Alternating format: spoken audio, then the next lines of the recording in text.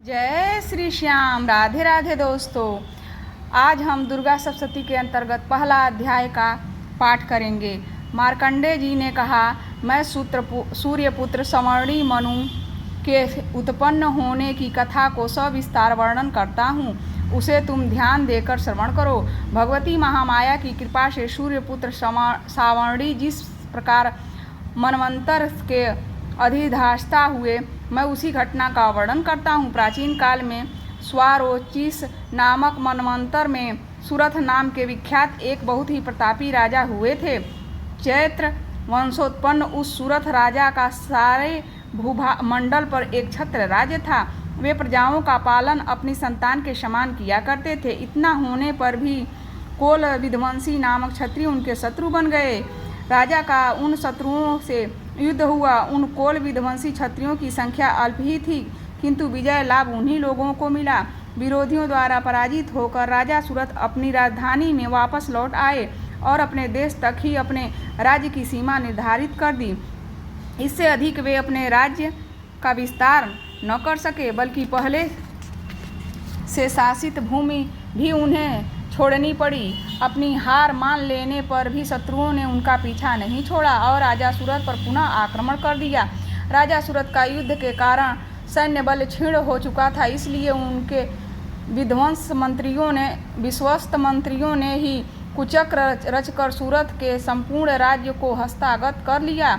राजा में अब राजश्री न थी, इसलिए वह अकेले ही अश्वारूढ़ होकर मृगया के बहाने घोर जंगल में चले गए।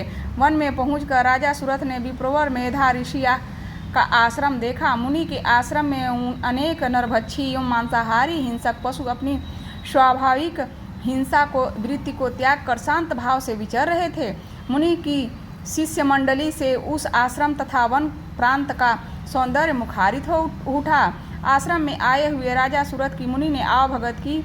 कुछ दिन तक राजा सूरत भी मुनि के आश्रम में रहकर विहार करते रहे। एक बार मोह माया से ग्रसित होकर राजा सूरत अपने मन में सोचने लगा, मेरे पूर्वजों द्वारा अधिकृत नगर आज मुझसे वियुक्त होकर खंडहर सा हो रहा है। मेरे विश्वासघाती कर्मचारी न जाने उस नगर की रक्षा करते होंगे या नहीं। अपने शरीर से निरंतर मद बहाने वाला मेरा मदमस्त हाथी आज न जाने किस स्थिति में होगा। जो लोग मेरी कृपा दृष्टि के आकांक्षी धन और भोजन प्राप्त करने के लिए सदैव तत्पर रहकर मेरा अनुसरण किया करते थे, वे ही लोग अब निश्चित रूप से अन्य राजाओं के मुखापेक्षी होंगे।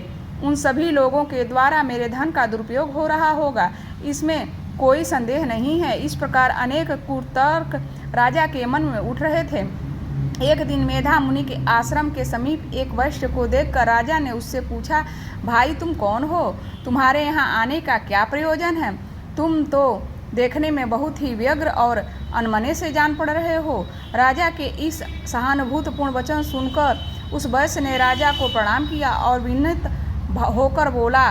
वैश्य ने राजा से कहा, राजन, मैं संपन्न कुल में उत्पन्न वैश्य जाति का मनुष्य हूँ। मेरा नाम समाधि है। धन लोलुप स्त्री पुत्रों ने अपने स्वार्थ साधन के लिए मुझे घर से बाहर निकाल दिया है। इस समय मैं स्त्री पुत्र और धन विहीन हो गया हूँ। मेरे अपने प्रियजनों ने ही मेरा धन का हरण करके मुझे उस धन के लिए अनाधिकारी ठहराया है। इससे क्षुब्ध होकर घर का परित्याग कर वन में चला आया हूँ। इस समय मेरे मन में उन्हीं कुटुंबियों के प्रति चिंता हो रही है। वे सब न जाने इस समय किस परिस्थिति में होंगे। वे लोग घर में सकुशल हैं या नहीं, मुझे इन सब बातों का कोई ज्ञान नहीं है। मैं सोच रहा हूँ कि मेरे पुत्र कैसे हैं, उन्हें सज्जन कहा जाए या दुर्जन।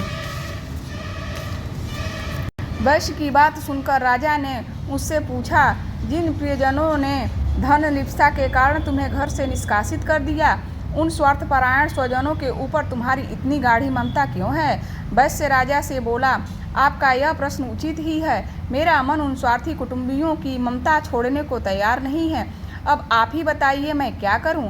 धन लोलुपता के कारण परिवार के जिन सदस्यों ने मेरी यह दुर्दशा की है, उन लोगों के प्रति मेरे मन में ममत्व की भावना है। हे महानुभाव, इतना जानते हुए भी न जाने क्यों मेरे मन में उन स्वार्थी लोगों के प्रति ममता बनी हुई है। इसके रहस्य को जानने की इच्छा रखते हुए भी इसे मैं नहीं समझ पा रहा हूँ। उन लोगों के विरह से कातर होकर मैं आहें भर रहा हूँ, जिसके फलस्वरूप मेरे मन में उथल पुथल मची हुई है। कुटुंबियों का मुझसे बहुत ही भी लगाव नहीं है, फिर भी मेरा मन उन लोगों के लिए संतप्त है। समझ में नहीं आता है मैं क्या करूं। मार्कंडेय जी ने कहा, हे ब्राह्मण, इस वार्ता की समाप्ति के बाद ही सूरत और समाधि नामक वैश्य एक साथ ही मेधा मुनि के सम्मुख उपस्थित हुए। मुनि के प्रति सम्मान प्रदर्शन करके वे दोनों वहीं बैठ गए। इसके बाद राजा सूरत और वैश्य में परस्पर कुछ बात होने लगी। राजा ने कहा, भगवान, मैं आपसे एक निवेदन करना चाहता हूँ, कृपया आप उसे बताइए। मेरा मन स्ववश न रहने के कारण बहुत ही क्लेशित है। जिस राजभोग के सुख में से मैं वंचित कर दिया गया हूँ, उसी को पुनः हस्तगत करने के लिए मेरे मन में आकांक्षा बनी हुई है। हे मुनि श्रेष्ठ, मैं इस बात को जानता हूँ कि अब मेरा राज्य पर कोई प्रभुत्व नहीं रह गया है, उस पर किसी अन्य का शासन हो गया। फिर भी अपनी अज्ञानतावश मैं उसी के मुंह में पड़ा हुआ हूँ। इन सब बातों में क्या भेद है, मैं कुछ भी समझ नहीं पा रहा हूँ। यह वैश्य भी मेरे ही समान अपने पुत्र, स्त्री और सेवकों द्वारा त्यक्त है। ऐसा जानते हुए भी यह वैश्य अभी तक अपने कुटुंबियों के मुंह में ग्रस्त है। अतः हम दोनों का मन इन सब बातों से बहुत ही खिन्न है। मेरा मन अभी भी भ्रमित हो रहा है। हे महाभाग, हम दोनों में जो प्रेम प्रवाहित हो रहा है वो क्या वस्तु है? हम दोनों में प्रत्यक्षतया अज्ञान के लक्षण दृष्टिगत हो रहे हैं। राजा की बात सुनकर ऋषि ने कहा, हे महाभाग, समस्त प्राणियों में विषय मार्ग का ज्ञान विद्यमान रहता है, उसी प्रकार सभी जीवों के विषय भी भिन्न भिन्न होते हैं। उदाहरण स्वरूप कुछ प्राणियों में दिवांधता बनी रहती है, परंतु इसके विपरीत कुछ जीव ऐसे भी होते हैं जिन्हें नक्तांधता होती है। इसके विपरीत कुछ ऐसे जीव भी होते हैं जो दिन रात में समान रूप से देखने में सक्षम होते हैं। यह बात बिल्कुल सत्य है। समस्त प्राणियों में मनुष्य अधिकतर विवेकशील प्राणी माना जाता है, परंतु विवेकशीलता की यह बात केवल मानव वर्ग में ही नहीं अपितु पशु पक्षी एवं मृग आदि में भी पाई जाती है। पशु पक्षी और हिरण आदि जीवों के अनुरूप ही मानव बुद्धि भी होती है। जिस प्रकार मानवों में समझदारी का भाव होता है, उसी प्रकार हिरण आदि जीवों में भी होता है। इसके साथ ही अन्य बातों में भी इन दोनों वर्गों में अनेक समानताएं होती है। उदाहरण के स्वरूप तुम इन पक्षियों को ही ले लो। वे स्वयं भूखे रहकर अपने बच्चों के चंच में अन्न का कण डालकर उन्हें चुगाते हैं। हे राजन, क्या तुम्हें नहीं मालूम कि ये मनुष्य समझदार होकर भी लोभवश अपने किए हुए उपकार के बदले में उपकृत होने के लिए पुत्र की इच्छा करते हैं? उन सब में समझदारी होते हुए भी वे संसार की स्थिति को बनाए रखने वाली महामाया भगवती के प्रभाव द्वारा मोह रूपी भ्रमण में डाल दिए जाते हैं और उसी में वे जीव अहर्निश डूबते उतराते रहते हैं। अतः इसमें आश्चर्य की बात नहीं है। जगन नियंता विष्णु भगवान की योग निद्रा रूपिणी महामाया द्वारा ही यह सारी सृष्टि आच्छादित हो रही है। महामाया ज्ञानियों के चित्त को भी बलपूर्वक खींचकर मोह सागर में डालकर मोहग्रस्त कर देती है। इस चराचर सृष्टि की कर्त्री महामाया भी जब वे प्रसन्न होती हैं तो मनुष्यों के उद्धार के लिए मुक्ति लाभ का वर देती हैं। वे ही पराविद्या, संसार बंधन और मोह माया उत्पन्न कारिणी सनातनी देवी हैं तथा समस्त देवों की अधिष्ठात्री हैं। इतना सुनकर राजा ने प्रश्न किया, भगवान, जिन्हें हम महामाया कह रहे हैं वो कौन सी देवी हैं? ब्राह्मण, उसका प्रादुर्भाव किस प्रकार हुआ? उनके क्या क्या चरित्र हैं? हे ब्रह्मविदों में मुनि श्रेष्ठ, उन देवी की कथाओं में मैं आपके मुख से सुनना चाहता हूँ। ऐसा सुनकर ऋषि ने कहा, हे राजन, उन देवी का स्वरूप वास्तव में नित्य और सनातन है। संपूर्ण विश्व उन्हीं का स्वरूप मात्र है और वे ही महामाया देवी चराचर सृष्टि के सभी प्राणियों में परिव्याप्त हैं। उनकी उत्पत्ति के अनेक कारण हैं, वह आख्यान मैं तुम्हें सुनाता हूँ। जब वे अवतरित होती हैं उस समय लोकों में उनका अवतार लेना कहा जाता है। प्रलय काल में निखिल ब्रह्मांड महासागर में लय हो रहा था।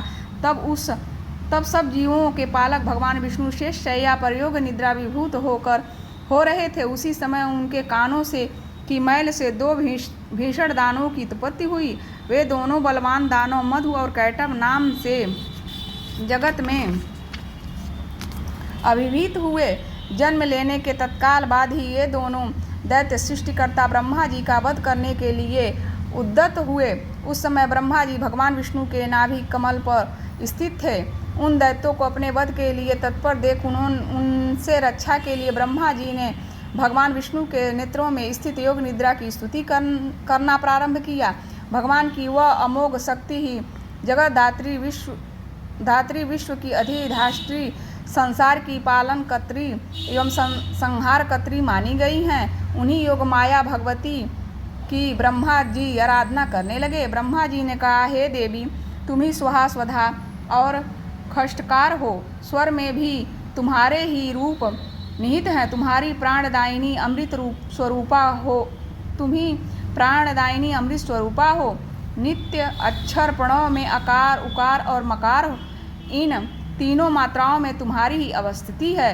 इन तीनों मात्राओं से भिन्न जो बिंदु रूपा नित्य अर्धमात्रा है, जिसका विशेष रूप से उच्चारण नहीं हो सकता है, वह भी तुम ही हो। हे देवी, तुम ही संध्या, सावित्री तथा परम जननी स्वरूपा हो। तुम्हारे पर ही निखिल ब्रह्मांड आधारित है। तुम्हारे द्वारा ही इस सृष्टि का रचना होती है। तुम ही एकमात्र पालिका और संहारिका हो।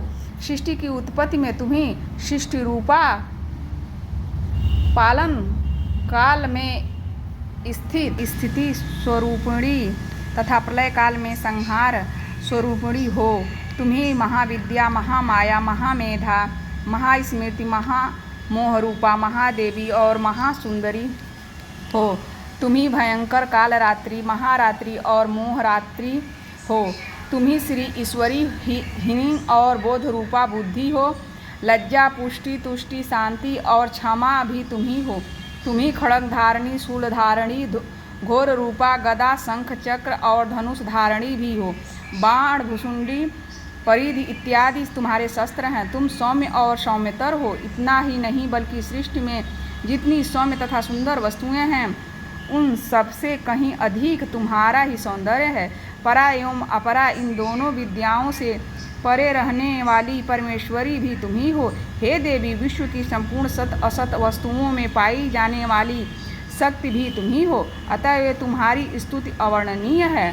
संपूर्ण जगत के रचयिता, पालक और संहारक भगवान विष्णु को भी जब तुमने निद्रा विभूत कर रखा है, तब तुम्हारी स्तुति करने में सक्षम इस ब्रह्मांड में कौन है। मेरे सहित भगवान शंकर तथा विष्णु को भी शरीर धारण करने के लिए तुम्ही ने प्रेरित किया है। अतः ये तुम्हारी स्तुति में सभी असमर्थ हैं। हे देवी, तुम तो अपने इन उदार प्रभाव के कारण ही प्रशंसित हो। इन दोनों अपराजय दानवों को तुम विमुग्ध करके भगवान विष्णु की निद्रा भंग कर दो। इसके साथ भगवान के अंतर्मन में मधु और कैटभ नामक असुरों के वध की प्रेरणा को उत्पन्न कर दो। ऋषि ने कहा, हे राजन, जिस समय ब्रह्मा जी ने भगवान विष्णु के निद्रा भंग के निमित्त उस तमोगुण की अधिष्ठात्री देवी की स्तुति की, उसी समय वे महामाया भगवान के नेत्र, मुख, नासिका, बाहु, हृदय और वक्षस्थल से निर्गत होकर अव्यक्त जन्मा ब्रह्मा जी के सामने प्रकट हो गईं। योग निद्रा से विमुक्त होकर जगत नियंता भगवान जनार्दन उस एकावर्ण के जल में शेष शैया से जागृत हो उठे। निद्रा रहित होते ही भगवान ने उस दोनों दानवों को देखा। वे दोनों ही दुराचारी दैत्य मधु और कैटभ अत्यंत पराक्रमी और शक्तिशाली थे। उन दोनों की क्रोधायुक्त आंखें मानो ब्रह्मा जी को निगल जाना चाहती थीं। ऐसी स्थिति में भगवान विष्णु ने उन दोनों महापराक्रमी दानवों के साथ 5000 वर्षों तक निरंतर बाहु युद्ध किया। वे दोनों ही दैत्य बल के मद में मत हो रहे थे। महामाया ने दोनों दैत्यों को अपने प्रभाव से मोहग्रस्त कर दिया। अतः ये उन दोनों असुरों ने मुग्ध होकर भगवान विष्णु से कहा, हम लोग तुम्हारी वीरता से अत्यंत प्रसन्न हैं। तुम हम लोगों से अपना इच्छित वर मांग लो। दैत्यों की बात सुनकर भगवान बोले, यदि तुम दोनों मेरे ऊपर प्रसन्न हो तो मैं यही चाहता हूँ कि तुम लोगों की मृत्यु मेरे ही हाथों से हो। इसके अतिरिक्त मुझे किसी अन्य वर दान पाने की लालसा नहीं है। तब ऋषि ने कहा, जब उन राक्षसों ने मोहग्रस्त होकर समस्त भूतल को जल पूर्ण समझा, तब भगवान ने से कहा, मेरा वध किसी सूखे स्थल जल विहीन भूमि में करो। इसके बाद ऋषि बोले, शंख चक्र गदा और पदधारी भगवान विष्णु ने तथास्तु वैसा ही कहकर उन दोनों दैत्यों के मस्तक को अपनी जांघों पर रखकर सुदर्शन चक्र द्वारा काट दिया। यह महामाया देवी ब्रह्मा जी की स्तुति से प्रसन्न होकर स्वयं ही उत्पन्न हुई थी। अब मैं तुमसे उनके प्रभाव के महात्म्य का वर्णन करता हूँ। इस प्रकार मधुकैटभ वध नामक पहला अध्याय समाप्त हुआ। जय माता दी।